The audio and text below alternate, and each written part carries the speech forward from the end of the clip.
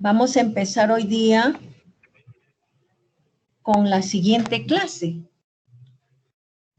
Y se trata sobre edema, mecanismos y correlaciones clínicas. Lo primero que tenemos que hacer es hacer un recuerdo en relación al sistema circulatorio, al linfático, características generales, para comprender cuáles son los mecanismos de edema.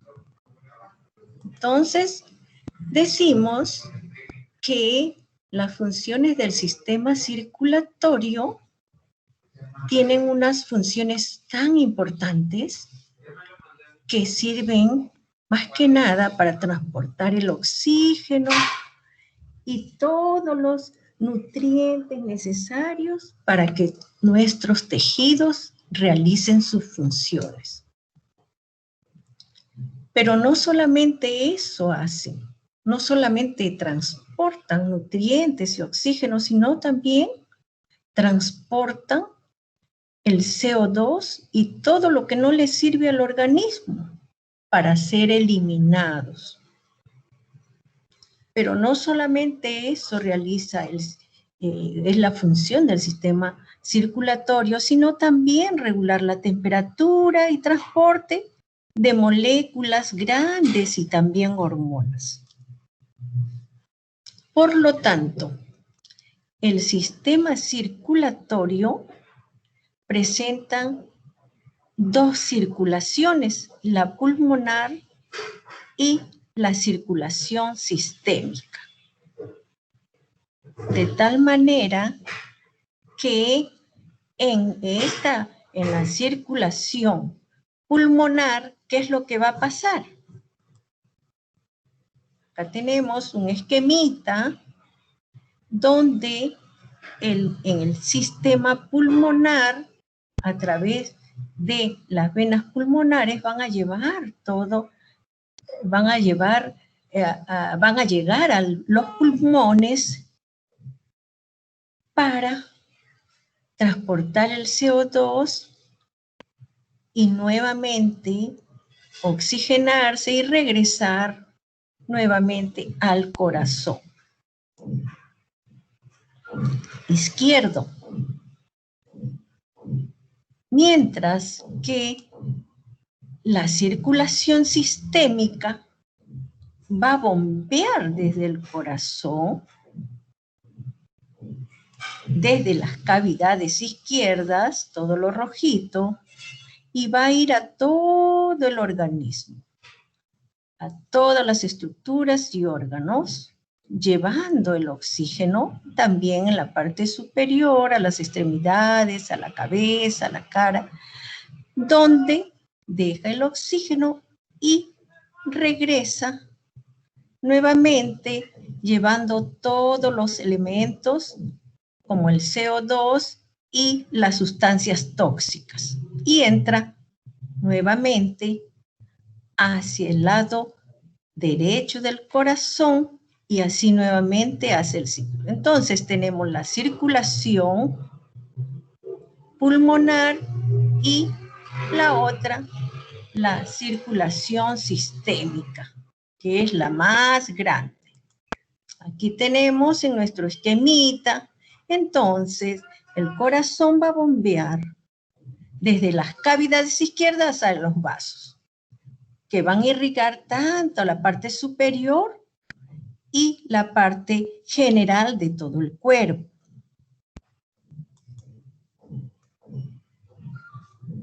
De esa manera, nuestro organismo va a trabajar armónicamente, en forma normal.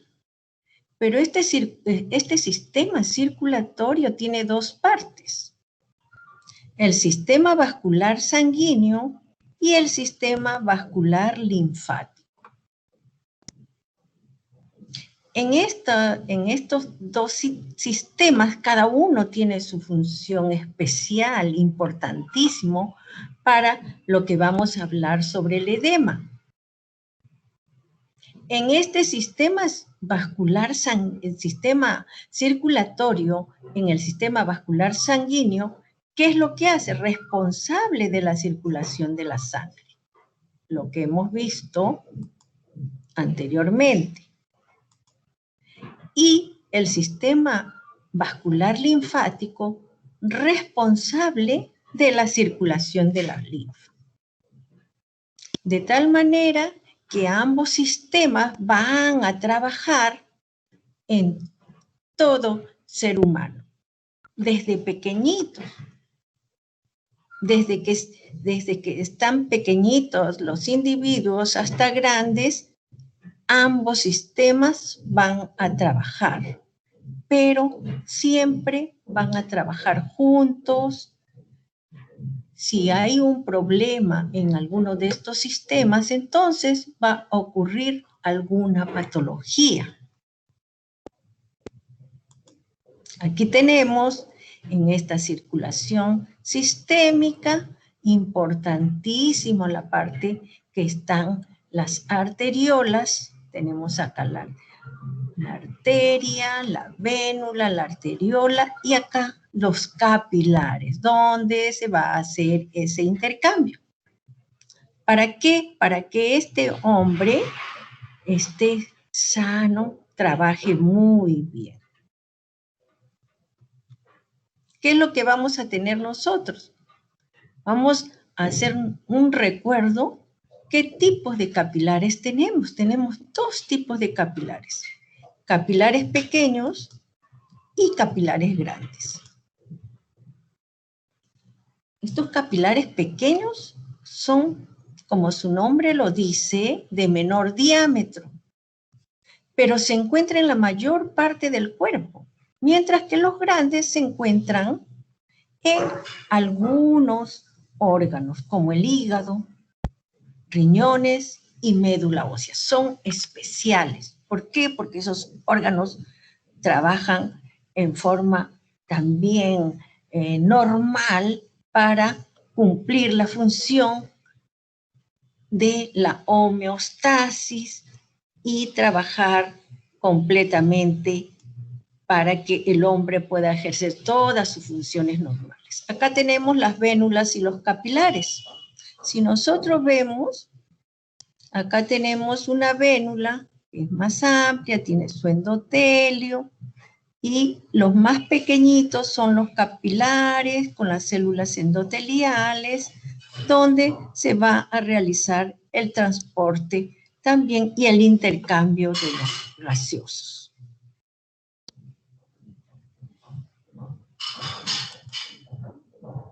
Acá tenemos el sistema que habíamos hablado.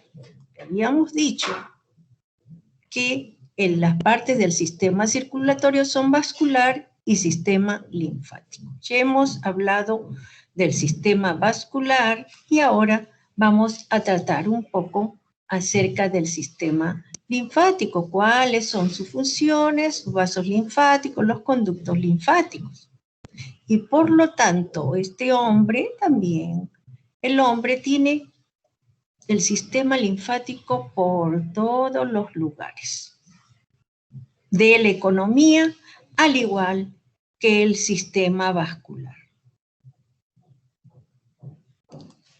Y por lo tanto, vamos a decir que ese sistema linfático constituido por los vasos linfáticos están compuestos por células endoteliales con uniones débiles, las paredes son más delgadas, carecen de uniones fuertes y no presentan glóbulos rojos. Esas son las características de esos vasos linfáticos. Pero ellos no van a presentar valvas, no presentan lámina basal completa y los haces de filamentos bien sujetados confieren un soporte estructural a todos esos vasos linfáticos. ¿Por qué? Porque ellos son importantísimos, van a llevar lo que cuando haya ese intercambio de la presión hidrostática, la presión osmótica, entonces ellos van a intervenir y pueden llevar también líquidos, si es que hay extracelular, se los van a llevar al conducto torácico.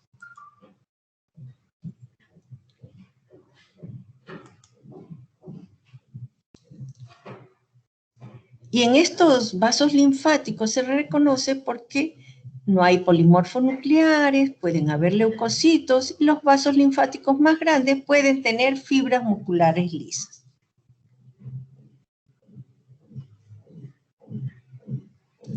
Y en esto también, así como había en las arteriolas, en las arterias también grandes y pequeñas, acá también van a haber vasos linfáticos pequeños y también vasos linfáticos grandes.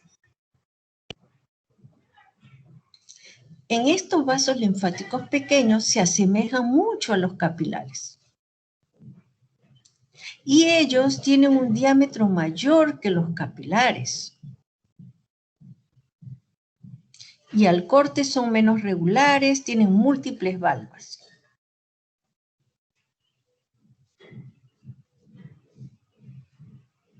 Mientras los vasos linfáticos grandes van a constituir el ducto torácico o el conducto torácico, donde ellos van a recoger todos los desechos y los van a llevar al final al torrente sanguíneo.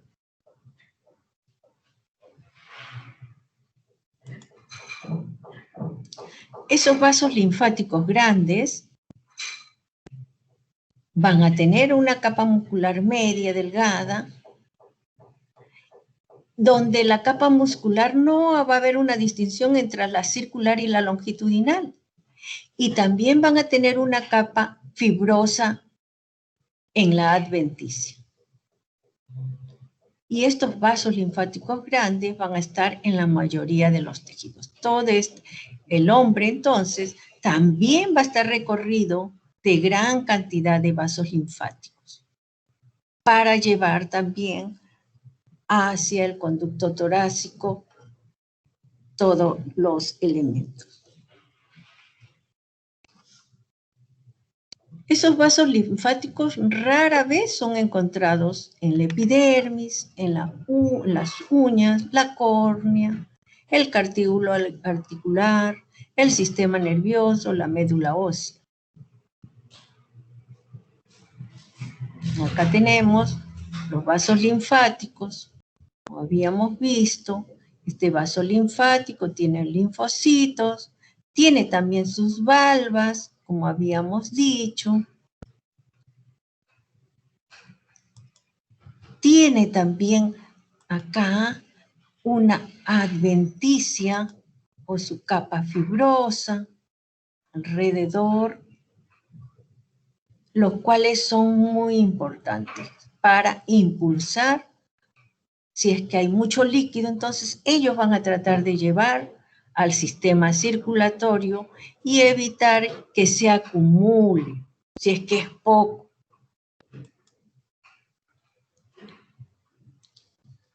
Entonces, aquí vamos a tener al hombre.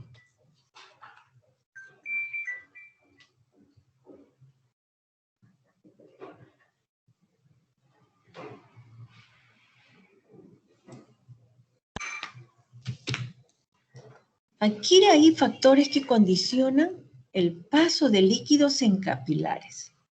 ¿Qué es lo que sucede con esta salida de líquido en un extremo arteriolar de la microcirculación? Puede ir al intersticio. Pero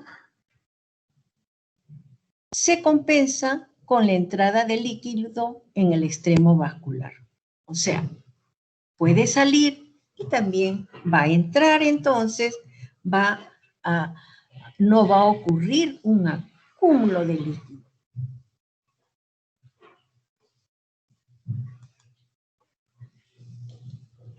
Pero hay unos factores que van a condicionar el paso del líquido en capilares. Y se puede quedar en el espacio intersticial. una pequeña cantidad de ese líquido residual en el intersticio. ¿Y qué es lo que ocurre? Van a ser drenados por los vasos linfáticos. Luego pasan al conducto torácico y de allí a la corriente circulatoria. Acá tenemos un esquemita donde vemos si es que sale líquido, puede ir y ser llevado a través de los vasos linfáticos, si es que hay un líquido residual, y llevado por el conducto torácico. De tal manera que va a quedar limpio este espacio intersticial y no se va a acumular líquido. Pero si es que ocurre una alteración, puede acumularse líquido. ¿Por qué? Pero existen unas fuerzas para que tiene que haber un equilibrio de fuerzas tanto hidrostáticas como osmóticas. Si no se produce un equilibrio entre ambas fuerzas, acá tenemos la presión hidrostática y la presión osmótica. Tiene que haber un equilibrio. Uno saca y el otro introduce líquido. Pero si hay una alteración en estas fuerzas, entonces, ¿qué es lo que va a pasar? Entonces, aquí ya va a haber una ganancia de líquido o pérdida de líquido en el lecho capilar. Por eso es muy importante que la presión hidrostática y entre la presión coloidosmótica del plasma.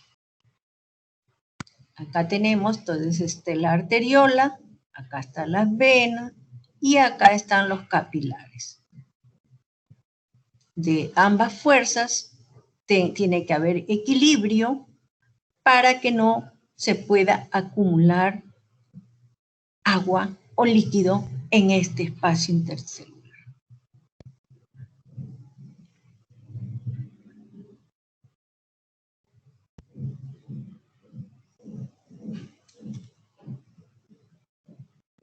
Pero ¿quiénes van a alterar esa hemodinamia?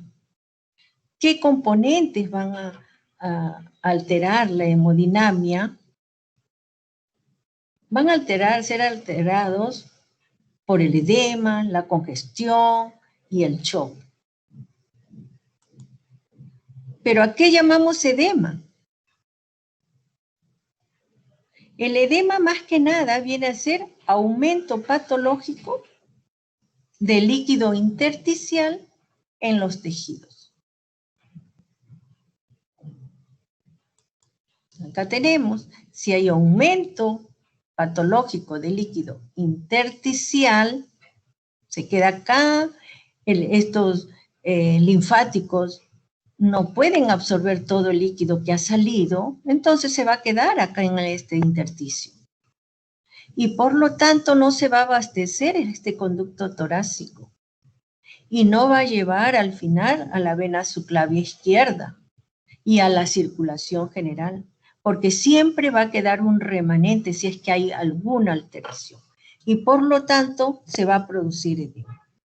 Si hay un desequilibrio entre ambas presiones, tanto hidrostática como la coloidosmótica del plasma, entonces, ¿qué va a pasar? Va a acumularse líquido. Y no se va a abastecer todo este sistema linfático para poder llevar el líquido hacia la circulación general, que eso es lo ideal. Por lo tanto,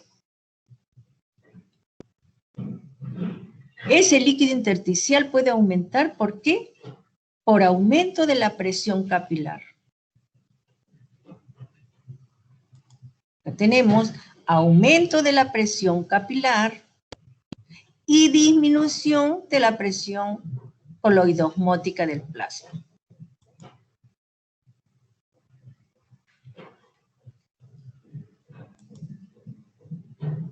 Entonces, tenemos uno va a aumentar y el otro va a disminuir. Por lo tanto, hay una reducción de la presión coloidosmótica y hay aumento de la presión capilar, produciéndose el edema.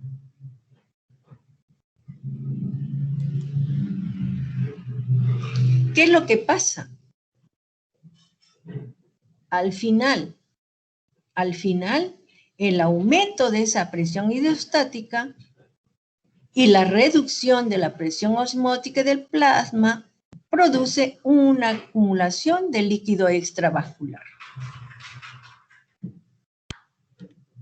Y no se va a abastecer esos conductos, esos linfáticos. Entonces, los linfáticos tisulares tienen que eliminar ese líquido. Y gran parte de ese exceso de volumen a través del conducto torácico y a la circulación. Pero si es que hay gran cantidad de líquido, va a llegar un momento que estos linfáticos ya no se van a abastecer. Y por lo tanto, se va a producir acumulación de líquido intersticial y por lo tanto hay edema. Edema intersticial.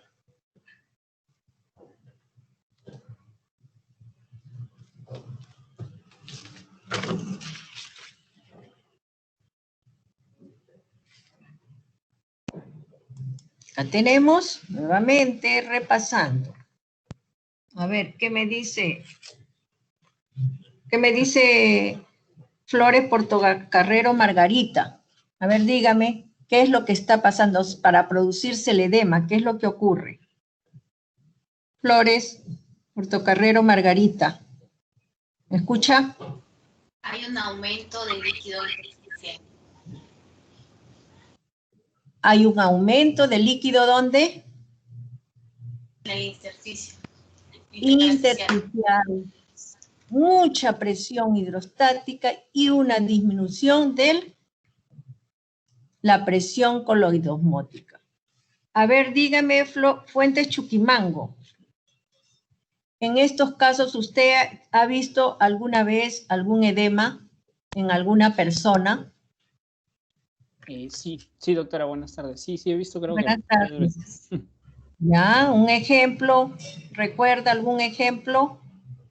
En un golpe fuerte, ya sea en este caso jugando fútbol, por ejemplo. Así es, así es. Entonces allí también se produce edema, porque hay calor, rubor, puede ser también edema inflamatorios y edema no inflamatorios. Muy bien. González Peralta, Juni. Dígame, ¿qué otro ejemplo podría, usted recuerda algún otro ejemplo? Aparte de los golpes, ¿qué más puede ser? Buenas tardes, doctora. Los edemas también se dan básicamente por la retención de líquidos, tal vez por la disfuncionabilidad de algún órgano, puede ser el riñón o el corazón. Así es, muy bien, muy bien. Entonces, pero no pueden producirse por múltiples causas, de tal manera que siempre para considerar edema quiere decir salida del líquido en el espacio intercelular donde no se va a abastecer ese conducto torácico para absorber ese líquido. Por lo tanto, cada vez va a haber un remanente en este espacio intercelular y por lo tanto va a acumularse. Por eso hay un aumento de líquido. Si un órgano vital, a ver, dígame, Javier Cruz, Yanela, dígame, un órgano vital del organismo que puede producirse alteración. Yanela, Javier Cruz.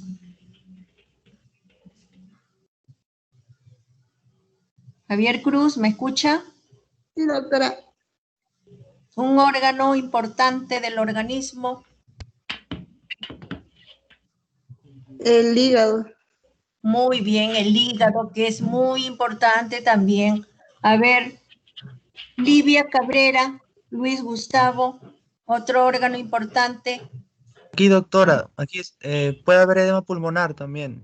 El pulmón se puede abrir. También edema, otro órgano es el pulmón y puede haber edema pulmonar. Méndez Sánchez, otro órgano importante. Méndez Sánchez, Natalie. Otro órgano importante, Méndez Sánchez, Natalie, ¿está? Morales Rojas. Ya han dicho el hígado. El cerebro. El cerebro también puede haber edema, por supuesto, también puede haber edema. ¿Quién más? Muñoz Revilla. Muñoz Revilla Rosa. Otro órgano fundamental e importante. Muñoz Revilla, ya han dicho hígado, pulmón, cerebro, ¿qué más? Corazón. Corazón también, el corazón también puede lesionarse, Edemas renales. también los riñones. Muy bien. Entonces, miren, ustedes mismos han podido deducir si hay falla de algún sistema, de algún órgano, entonces va a ser un círculo. Vamos a entrar nosotros, de esta manera estamos entrando en la parte del edema y lo que quiero remarcar acá para que ustedes recuerden es que si es que no hay una armonía, si es que hay una alteración en cualquier de esos órganos o alguna enfermedad que puede ser inflamatoria o no inflamatoria, puede también producirse una serie de alteraciones que vamos a verlo nosotros en el transcurso de la clase.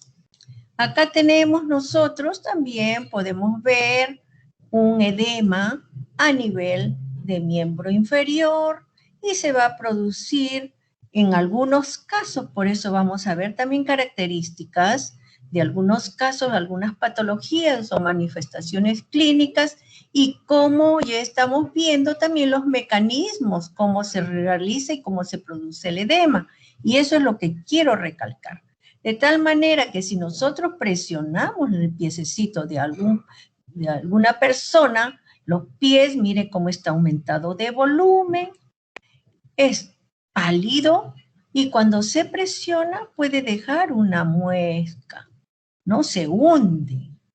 Eso se llama fovea. Hay un edema con fovea. Presionan y queda la marca. Pero ¿qué es lo que puede pasar acá en este edema? Si es que está lesionado el corazón, puede producir edema. Si es que está lesionado el riñón, también puede producir el edema. También una malnutrición puede llevar al edema. De tal manera, por una serie de mecanismos que ahora vamos a ver, vamos a tener nosotros acá que hay varios tipos de edema. Vamos a ver dentro de las características clínicas, como hemos visto acá, también cuando se examina, se ve que está aumentando de volumen, cuando se presiona es blando, se hunde, signo de la fovea. También podemos ver tipos de edema. Y dentro de los tipos de edema hay varias clasificaciones y tenemos que examinar al paciente y ver cómo es su temperatura, si es frío, el edema, si es caliente. Por eso se tiene que hacer dentro de los exámenes. A ver, Ortega Chávez Elías. Ortega Chávez Elías, ¿me escucha? Ortega Chávez. Sí, doctora, Ortega Chávez Elías. Ya, en semiología le han enseñado varias características cuando examinan un paciente. ¿Qué cosa es lo que está viendo acá? ¿Qué es lo que ve? Describa. Describa ese pie. Ahí Chávez podemos Ortega. Sí, doctora, Ortega ahí podemos Chávez.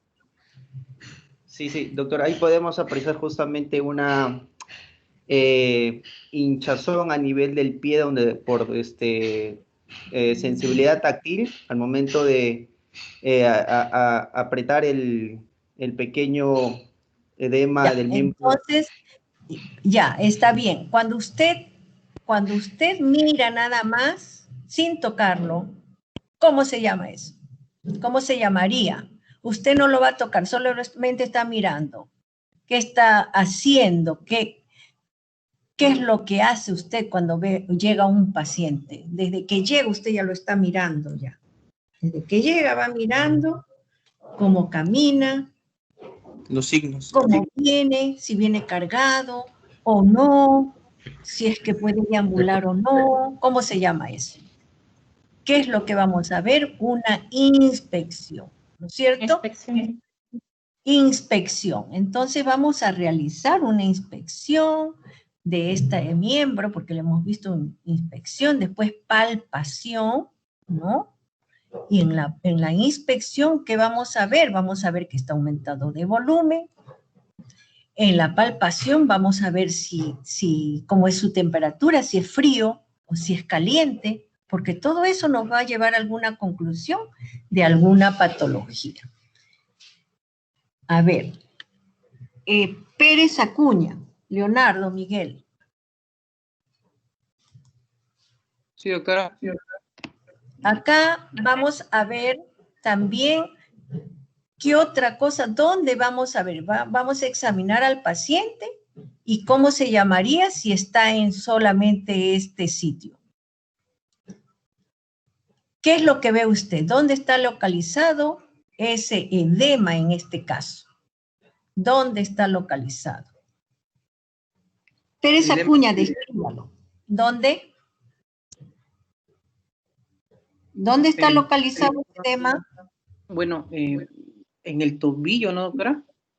Claro, en el tobillo y en el dorso del pie. Entonces hacemos, así es, entonces hacemos una inspección, después vamos a hacer la palpación para ver la temperatura y después vamos a ver la presión. Mire, tocándolo también vamos a ver si es que hay dolor o no.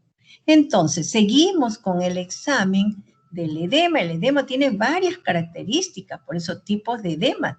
Según la temperatura, según la extensión, si es que está localizado o no, si es que solamente es en el tobillo y en el pie, en el dorso, o de repente se extendió a todo el cuerpo, no se sabe, si es que solamente está en los ojitos o en el párpado, o es un edema completo generalizado. Entonces, eso es lo que tenemos que ver.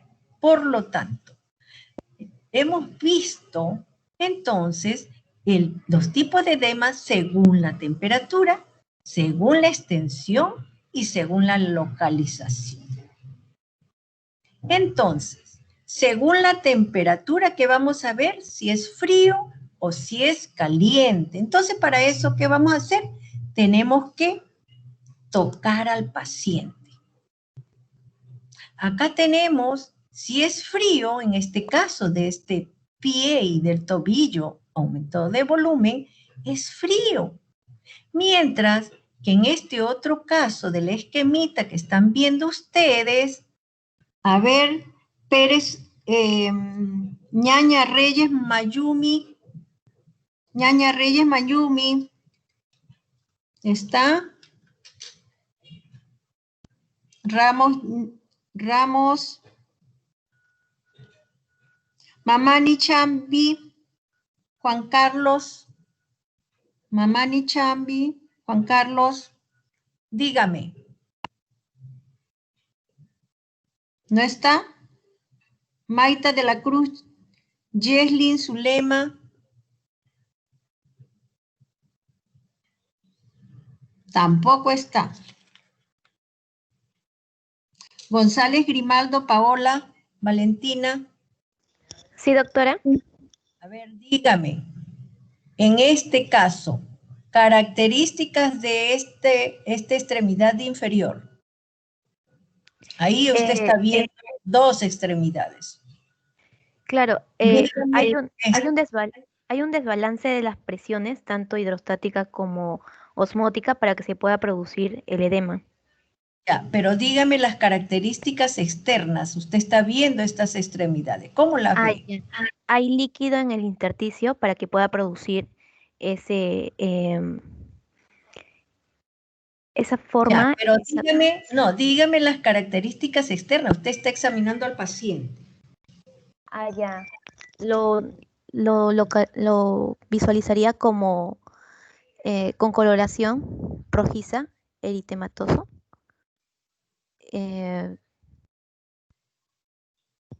También hinchado.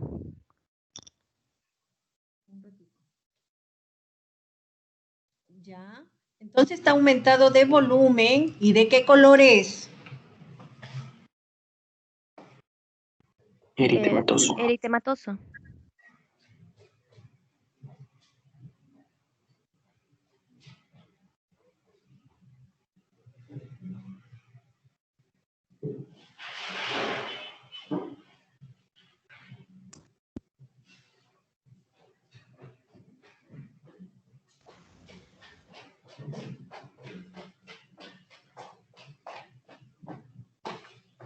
Entonces, ¿qué vamos a tener acá?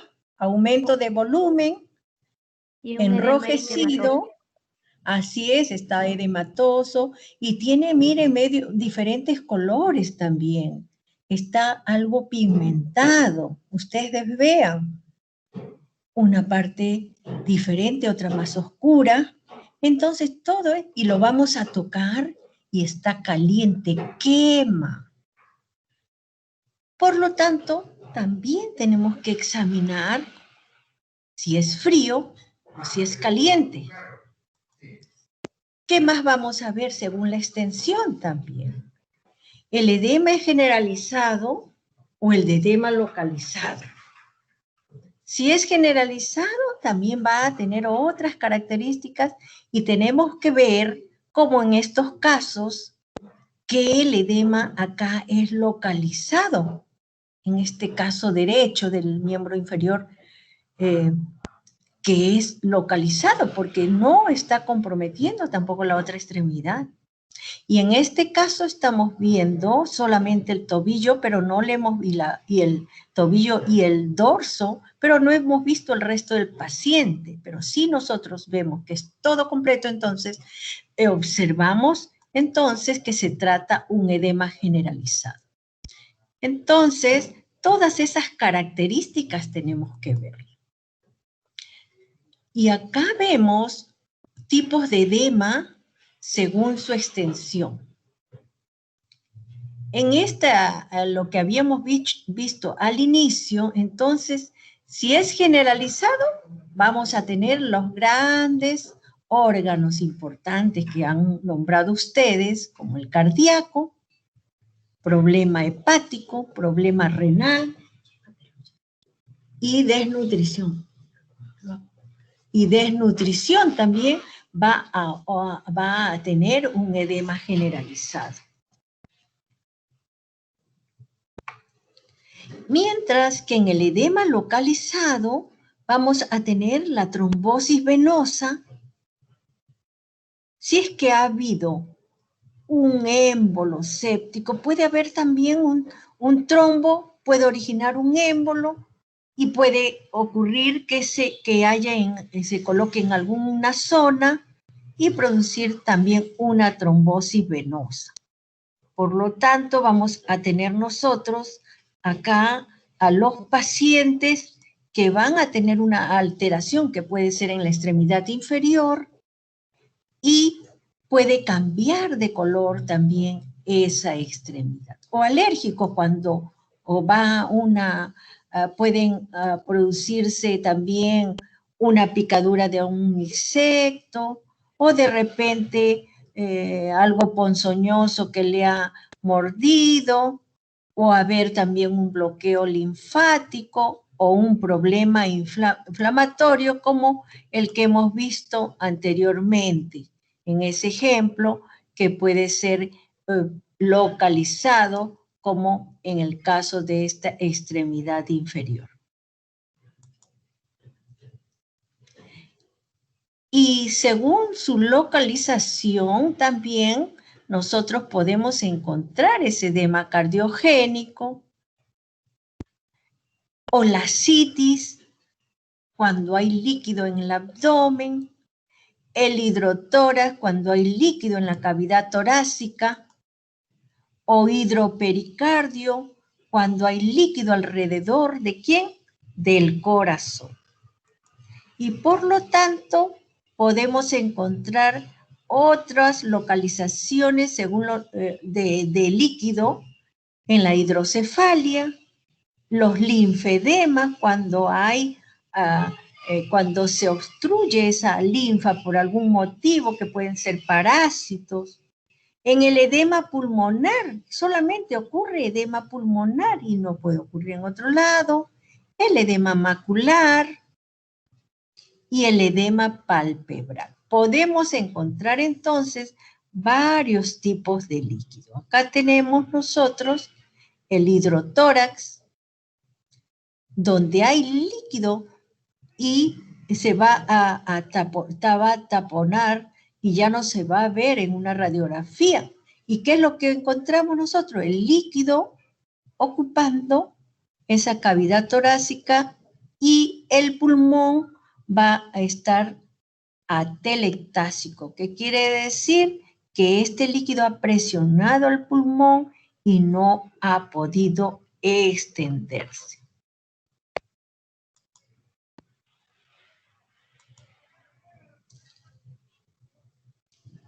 Mientras que la anasarca viene a ser un edema generalizado grave, donde hay aumento de líquido, ¿dónde? En la región subcutánea. Por lo tanto, hay tumefacción difusa.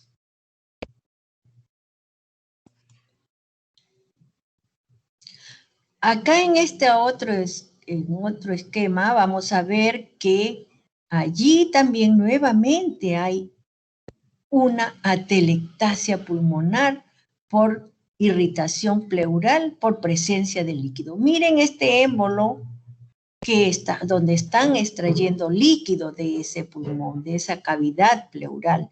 Está llena de líquido y ha colapsado a ese pulmón. Así como en este ejemplo de acá. Acá hay líquido también, entonces va a haber hidrotórax.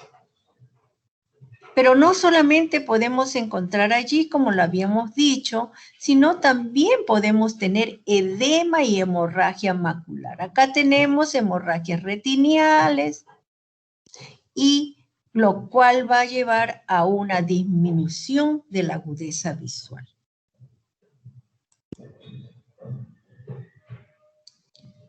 Por lo tanto, vamos a tener unas características importantes de la localización del edema. A ver, Lazo Sarmiento, Caterine, ¿qué se le ocurre? ¿Dónde puede estar localizado el edema? Ya ha escuchado usted que hemos referido varias zonas donde puede encontrarse localizado el edema. Lazo, Caterine. Doctora, ¿se refiere a nivel celular? ¿En dónde se encuentra? No, ¿en qué órgano puede encontrarse? A ver, localización hemos visto que puede estar localizado ¿dónde? Ya hemos visto anteriormente acá los líquidos, acá también donde puede haber líquido. Doctora, no lo escucho bien. Sí. ¿Dónde puede estar localizado? Porque tenemos nosotros ver las características del edema, ¿cierto? Y tenemos que evaluar bastantes características. ¿Por qué? Para ganar un diagnóstico. Si no sabemos, la localización te va a ganar al paciente. Va a examinar todo está localizado. Puede estar localizado. Hay dos tipos de localizaciones, ya habíamos dicho, ¿cierto? ¿Cuáles son? Lazo. Doctora, disculpe, mi audio no le escucho nada. Se escucha raro. Voy a colgar y no se escucha bien, doctora. No se escucha, doctora. No se le escucha bien, doctora. No se le Se escucha robotizada. Doctora, no se me escucha bien. No se escucha bien. No, doctora, no se le escucha bien. Ya. Ahora. No, no, está como robot.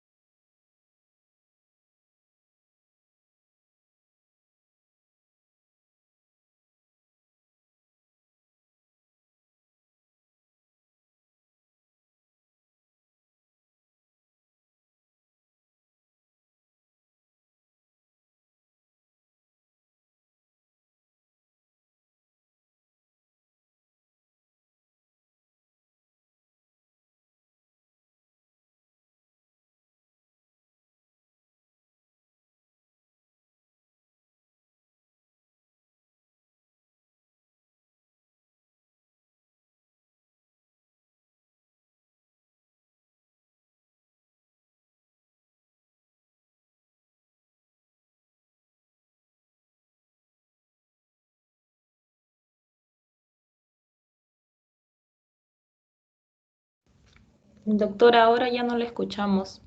Se ha silenciado, cree usted misma.